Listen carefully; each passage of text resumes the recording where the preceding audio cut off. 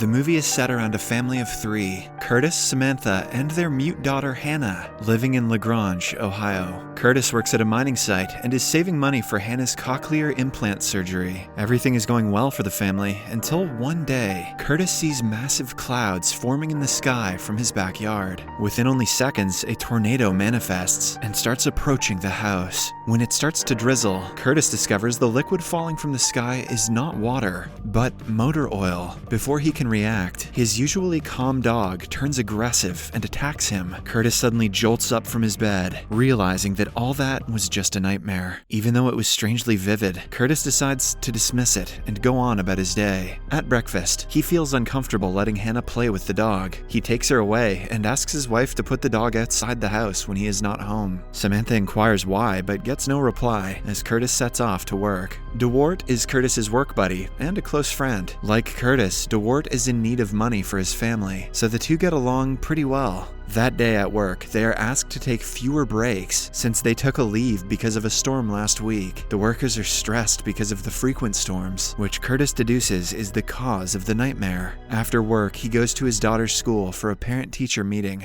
On the drive back home, another violent storm hits and causes chaos. It rains motor oil, causing Curtis to crash into a tree with his scared daughter. When he wakes up, the car is surrounded by strangers who try to break in to steal it. They break the glass window and kidnap his daughter in front of his eyes. Curtis lets out a loud scream and wakes up in his bed again. It turns out to be just another one of his realistic dreams, but Curtis can no longer dismiss this as something trivial. Samantha notices him breathing heavily and inquires what is wrong, but Curtis doesn't tell her anything, trying not to worry her. He has decided to deal with the problem on his own, not by seeking medical help, but by obsessively looking into what his dreams show him. For instance, he makes a fence in their backyard to confine the dog in case it turns aggressive like it did in his dreams. It relieves him to some extent, but he knows the primary problem is the storm. While trying to find a safe zone, Curtis comes across an old storm shelter in his backyard. It has remained closed for quite some time, but he finds the key in a drawer and opens it. The place is dusty and little, but if renovated, it will be the safest place to be in if something like his dream occurs in real life. At night, Samantha tries to talk to Curtis about his strange behavior and is especially mad because their dog has been left outside. However, Curtis is glued to the TV, too busy to answer her questions. The following morning, he wakes up because of heavy rainfall. Upon walking to the living room, he sees Hannah looking out the window and a stranger looking back at her from their backyard. Curtis hugs his daughter as the stranger tries to open the door. When the storm gets worse, the entire house starts moving, making Curtis fear for his and his daughter's life. Just when he accepts the inevitable, he jerks up from his bed. He turns out to be dreaming for the third time, and the dream was so intense that he has wet himself in his sleep. Samantha comes into the room, asking him if he is all right, but Curtis is too embarrassed to let her know what happened. He shouts at her to stay away, giving rise to arguments and tension in the relationship. Even after everything that happened, Curtis doesn't want to acknowledge that he might be mentally ill. Instead of going to a doctor, he picks up a book about mental health from the library. On his way back, he also hoards a trolley full of canned food to store in the storm shelter. That day, Samantha organizes a family brunch and is annoyed when her husband is late. Curtis has also been missing church service and lagging at his job because of his obsession with the oil storm.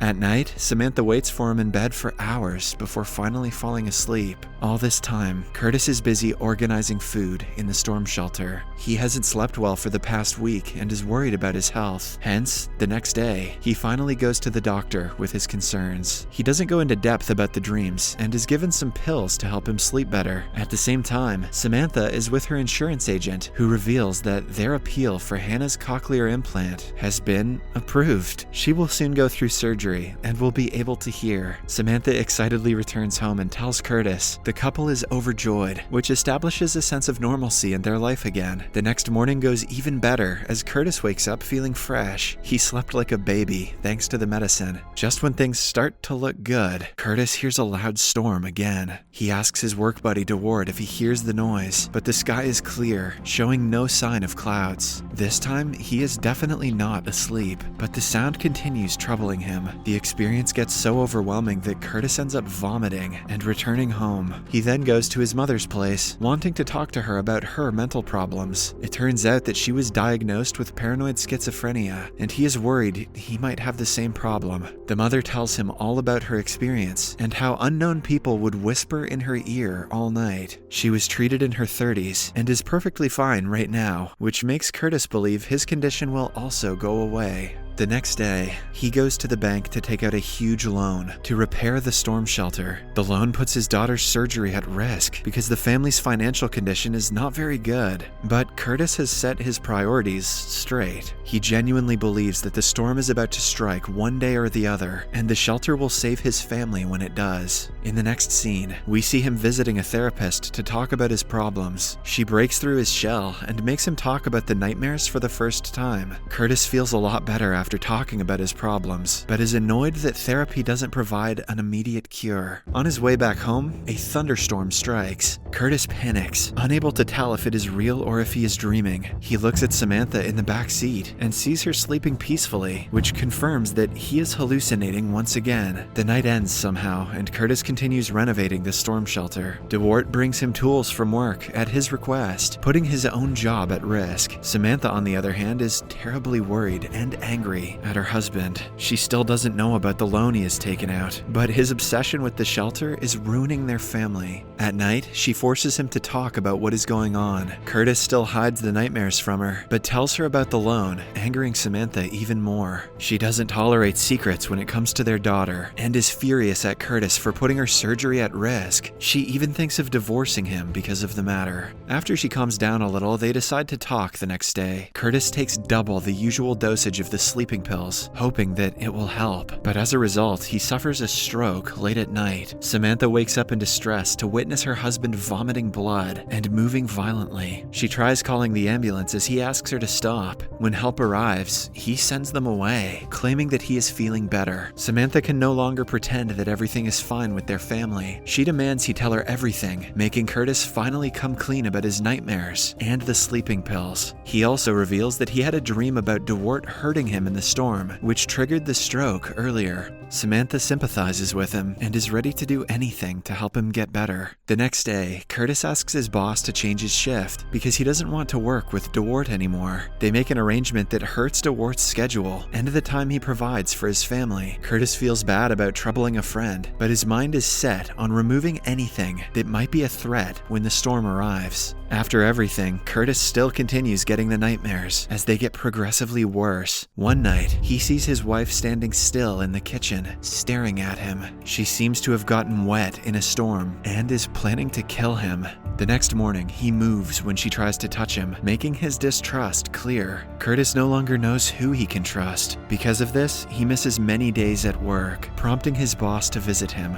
The man sees the storm shelter and finds out he has been using equipment from work supplied by DeWart. This is the last straw before he fires Curtis from work. This puts the family deep into debt, all because of Curtis's obsession. A furious Samantha slaps him in the face and asks him to manage the funds at any cost. They also cancel their annual beach trip to save money for the surgery. In the following scene, the family goes to church to clear their minds with friends and family. Curtis happens to meet DeWart, who has been fired from his job because of Curtis. He has family and financial problems of his own, and seeing Curtis in a better condition boils his blood. DeWart has spread a rumor that Curtis is insane and needs medical attention. The tension between the two causes a physical fight. Curtis calls everyone idiots for not preparing for the oil storm, declaring that only his family will survive it. After the chaos, the family returns home in distress. Late at night, an emergency alarm is heard that wakes everyone up. The day Curtis was worried about has finally come. In the darkness of the night, they rush to the shelter and hide inside. When morning comes, Curtis hears the thunder get louder. Samantha, on the other hand, asks him to come back to his senses and open the door. He does as told to prove her wrong, but outside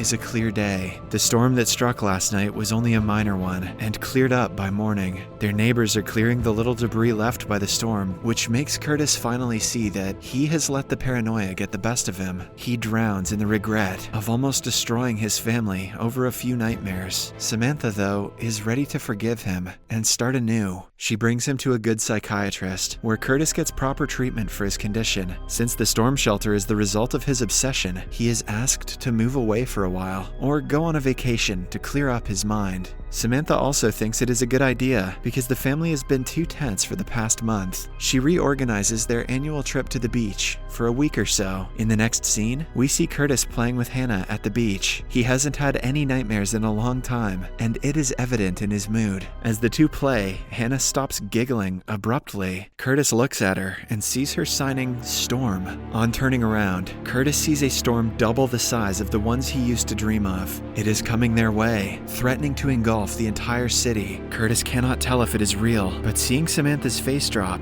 he registers that she can see it too. The film ends as the family gets ready to return home before they are caught in the oil storm. Subscribe for more videos like this, turn on notifications, and leave a like to help the channel out. Thank you for watching.